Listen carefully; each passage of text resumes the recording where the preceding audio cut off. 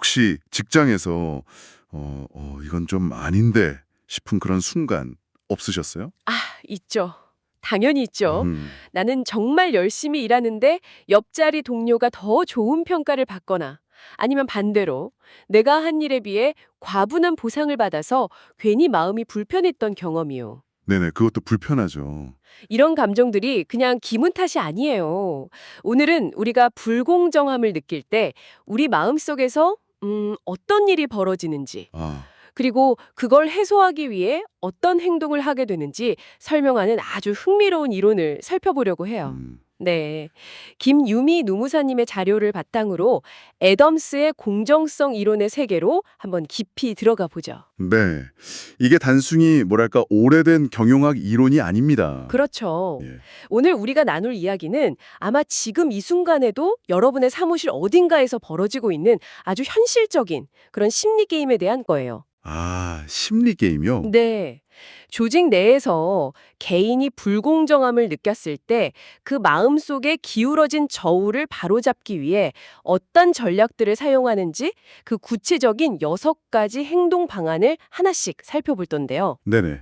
아마 이걸 듣고 나시면 여러분 자신이나 주변 동료들의 그 알쏭달쏭했던 행동들이 아, 그래서 그랬구나 하고 탁 이해가 되실 겁니다. 맞아요. 그 6가지 전략이 마치 단계별로 이렇게 심화되는 과정 같아서 정말 흥미롭더라고요. 아주 소극적인 노력 조절부터 시작해서 자기 생각을 바꾸는 심리적 기술을 거쳐서 결국 인생의 큰 결정을 내리는 마지막 단계까지 네, 그렇죠. 이 여정을 따라가다 보면 인간의 마음이 어떻게 작동하는지 좀 엿볼 수 있을 것 같아요. 자, 그럼 그 첫 번째 단계부터 한번 시작해 볼까요? 가장 첫 번째이자 가장 본능적인 반응은 바로 투입의 변경이에요. 투입의 변경? 네. 여기서 투입이라는 건 쉽게 말해서 나의 노력, 시간, 열정 같은 것들이죠. 아하. 자료에 따르면 사람들은 자신이 받은 보상, 즉 산출이 자신의 노력에 비해 적다고 느낄 때 이걸 과소보상이라고 하는데 네. 이때 가장 먼저 자신의 노력을 줄이는 경향을 보여요. 아하. 내가 받는 돈이 이건데 뭐하러 야근까지 해? 라거나 이 프로젝트에 굳이 내 모든 걸 쏟아 부을 필요 없지? 이런 식으로요. 정말 가장 직관적인 방법이네요. 일종의 태업이라고 볼 수도 있겠어요. 그렇죠. 그런데 저는 오히려 그 반대 상황이 더 흥미로웠어요. 내가 한 일에 비해 너무 많이 받고 있다고 느낄 때, 과다 보상일 때 말이에요. 네, 맞아요. 보통은 그냥 즐길 것 같은데 오히려 노력을 더 늘린다니 이게 좀 신기하더라고요. 그렇죠. 그게 이 이론의 아주 재미있는 부분입니다. 네. 예를 들어서 내가 경력직으로 이직했는데 생각보다 훨씬 높은 연봉을 받게 된 거예요. 오, 좋네요. 그런데 막상 와서 보니까 비슷한 일을 하는 동료들은 나보다 연봉이 훨씬 적다는 걸 알게 됐어요. 아, 이런 이때 마음속에서 나는 이 정도 받을 자격이 있나? 하는 불편함이나 일종의 죄책감이 생기는 거죠. 죄책감까지요? 네. 이 불편함을 해소하기 위해서 스스로 더 어려운 프로젝트를 맡거나 남들보다 더 늦게까지 남아서 일하면서 그 높은 연봉을 정당화하려는 행동을 하게 되는 겁니다. 아하. 마음속에 빚을 갚으려는 그런 심리라고 할 수 있죠. 아하, 심리적 부채감 같은 거군요. 추가적인 노력으로 메워서 어떻게든 망의 평화를 찾으려는 거네요. 알겠습니다. 그럼 내 노력을 조절하는 걸로는 부족하거나 상황이 여의치 않을 땐 어떻게 하죠? 다음 단계로 넘어가게 되나요? 네, 바로 산출의 변경으로 넘어가죠. 산출의 변경.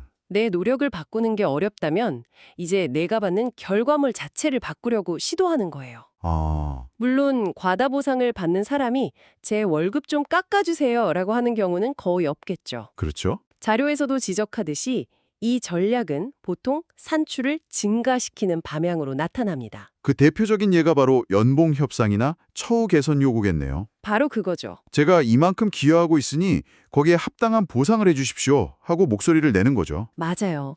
개인적인 차원에서는 그렇게 나타나고 좀 더 집단적인 차원으로 가면 노조 활동 같은 형태로 나타나기도 해요. 아, 노조 활동도 여기에 포함되는군요. 네, 자료에서도 노조의 압력을 통해서 임금을 올리거나 작업 환경을 개선하려는 시도를 이 두 번째 전략이 예시로 들고 있거든요.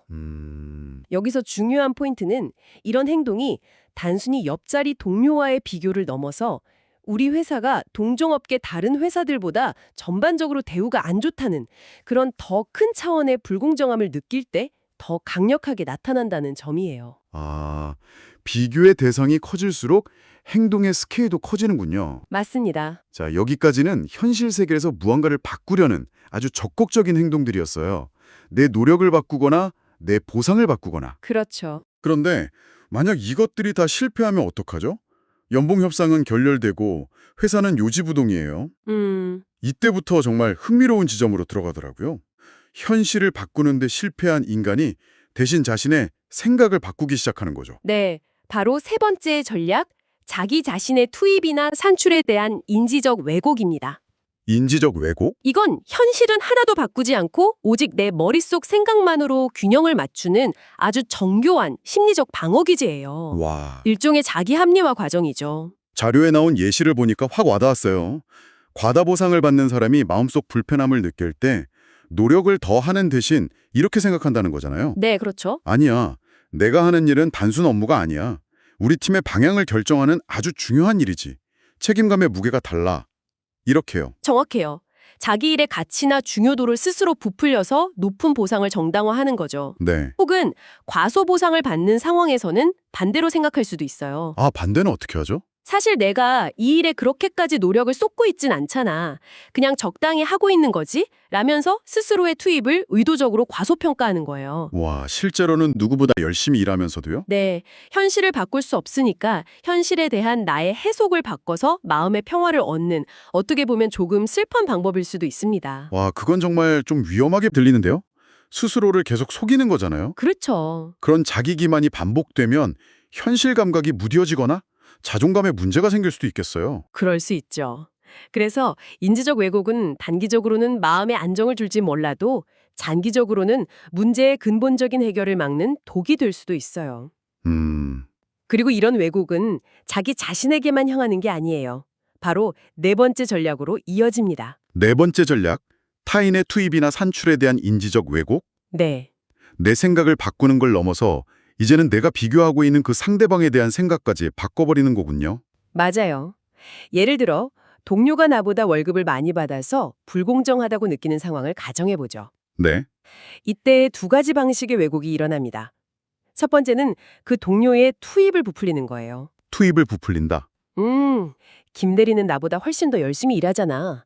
맨날 야근하고 주말에도 나와서 일하는 것 같던데 저 정도 받는 게 당연하지. 이렇게 생각하는 거죠.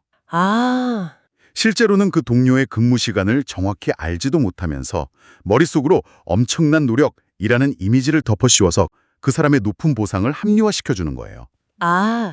저 사람은 그럴만하니까라고 스스로를 납득시키는 거네요. 저도 모르게 그런 생각을 해본 적이 있는 것 같아서 약간 소름이 돋는데요. 그렇죠. 그럼 두 번째 방식은 뭔가요? 두 번째는 반대로 그 사람의 산출을 깎아내리는 겁니다. 산출을요? 네. 김 대리가 연봉이 높다고는 하지만 아마 세금 떼고 성과급 없는 달에는 나랑 별 차이 없을걸. 게다가 저 친구는 스트레스도 엄청 많이 받잖아. 그걸 돈으로 환산하면 오히려 손해일 수도 있어. 이런 식으로요. 상대방이 받는 보상의 실제 가치를 머릿속으로 절하하는 거죠. 현실은 그대로인데 내 머릿속에서 상대방을 끌어내려서 균형을 맞추는 심리 게임인 셈이에요. 듣고 보니 이런 심리적 왜곡들이 참 교묘하고 또 한편으론 에너지가 많이 드는 일이겠다는 생각도 드네요. 맞아요. 계속해서 내 생각과 남에 대한 생각을 의식적으로 바꿔야 하니까요. 그렇다면 이런 복잡한 정신 승리 말고 좀 더 건강한 심리적 전략은 없을까요? 있습니다. 그게 바로 다섯 번째 전략, 준거 인물의 변경이에요. 준거 인물 변경? 이건 비교 대상을 바꾸는 아주 현실적이고 현명한 방법이죠. 앞선 전략이 약간의 자기 기만을 포함하고 있다면 이건 관점의 전환에 가깝습니다. 관점의 전환. 자료에 나온 예시가 정말 좋았어요. 네. 만약 제가 제 지식 수준을 노벨상 수상자 같은 세계적인 석학과 비교하면서 나는 왜 이것밖에 안 될까 하고 좌절하고 있다면 그건 애초에 공정한 비교가 아니라는 거죠. 그렇죠. 그 비교는 자신을 불행하게 만들 뿐이에요. 하지만 비교 대상을 노벨상 수상자가 아니라 나와 비슷한 연차에 같은 부서에서 일하는 동료로 바꾸면 어떨까요? 갑자기 상황이 훨씬 더 합리적이고 공정하게 느껴질 수 있어요. 그렇죠. 아, 동료에 비해서는 내가 이 부분은 강점이 있구나, 이 부분은 좀 더 노력해야겠네, 와 같이 건설적인 분석이 가능해지죠. 네. 즉, 자신을 끊임없이 불행의 구렁텅이로 몰아넣는 비현실적인 비교 대상을 버리고 나에게 도움이 되는 건강한 비교 대상을 의식적으로 선택하는 전략입니다. 이건 비단 직장 생활뿐만 아니라 인생 전반에 적용할 수 있는 지혜 같네요. 맞아요. SNS에서 보이는 화려한 삶과 나를 비교하며 괴로워하기보다 내 주변의 좋은 친구나 동료를 보며 자극을 받는 게 훨씬 건강한 것처럼요. 네. 자, 그런데 만약 이 5가지 방법, 즉 노력을 바꿔보고 보상을 요구해보고 내 생각과 남에 대한 생각을 바꿔보고 비교 대상까지 바꿔봤는데도 도저히 이 불공정함이 해소되지 않는다면 어떻게 될까요? 그때 우리가 선택할 수 있는 마지막 카드가 남아있죠. 네. 앞선 5가지 방법이 모두 소용이 없거나 혹은 개인이 느끼는 불공정함의 정도가 너무나 커서 감당할 수 없을 때 선택하는 최후의 수단. 바로 6번째 전략, 장이탈입니다. 장이탈. 쉽게 말해 그 환경을 떠나는 것이죠. 바로 퇴사나 이직이군요. 자료에서도 가장 극단적인 방법이라고 표현하더라고요. 맞아요. 이건 더 이상 심리적 왜곡이나 부분적인 행동 변화 같은 전략으로는 감당할 수 없는 수준의 구조적인 문제나 깊은 박탈감을 느꼈을 때 나타나는 최종적인 행동이에요. 네. 이것이 우리가 흔히 말하는 조직 이탈로 이어지는 거고요. 아, 이 불공정한 게임의 규칙을 내가 바꿀 수 없다면 나는 이 게임판 자체를 떠나겠다는 선언인 셈이죠. 와, 다른 모든 방법이 실패했을 때의 마지막 비상 탈출구라고 할 수 있습니다. 와. 이렇게 6가지 전략을 순서대로 쭉 훑어보니까 하나의 서사가 완성되는 것 같아요. 그렇죠. 월급이 적다고 칼퇴근을 결심하는 작은 소극적 저항에서 시작해서 적극적으로 목소리를 내보고 그게 안 되니 머릿속으로라도 어떻게든 합리화를 시도하다가 결국에는 더 이상은 못 참겠다 하고 사직서를 내는 그 순간까지 우리의 공정성이라는 감각이 얼마나 강력하게 우리 행동을 지배하는지 생생하게 느껴지네요. 그렇습니다.